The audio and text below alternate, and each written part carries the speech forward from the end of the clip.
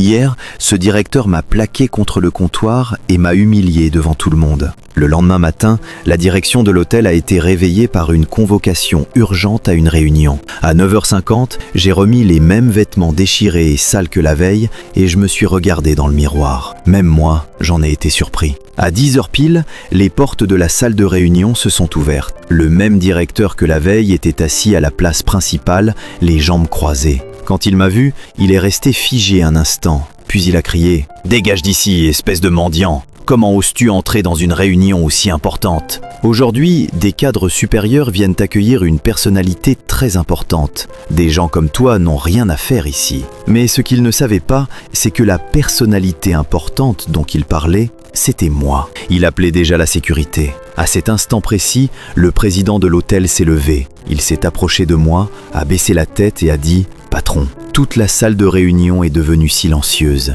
comme si quelqu'un avait appuyé sur le bouton « Pause ».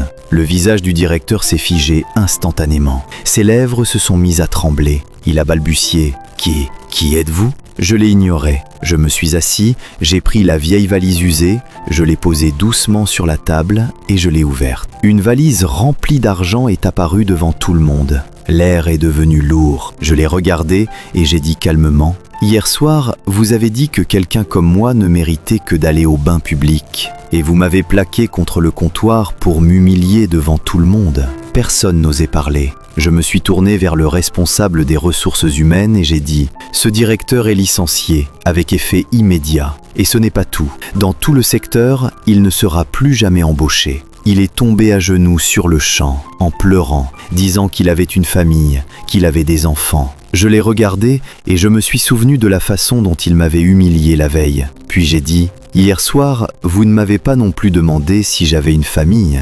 Ensuite, j'ai regardé la réceptionniste d'hier. Elle se tenait dans un coin, les mains serrées, n'osant pas lever la tête. Je lui ai dit « À partir d'aujourd'hui, vous êtes la directrice adjointe de cet hôtel. Votre salaire est multiplié par 10 et vous recevrez 5% des parts de l'hôtel. » Elle est restée figée. Ses yeux se sont remplis de larmes. Je lui ai dit « Hier soir, vous avez été la seule à me traiter comme un être humain. Aujourd'hui, je vous traiterai comme quelqu'un de vraiment précieux. » Je suis sorti de la salle de réunion. Le soleil brillait. Je n'ai pas emporté la vieille valise. Je l'ai laissée dans le hall de l'hôtel. Dessus, il n'y avait qu'une seule phrase écrite. « Ici, on ne juge pas les vêtements, on juge le cœur. »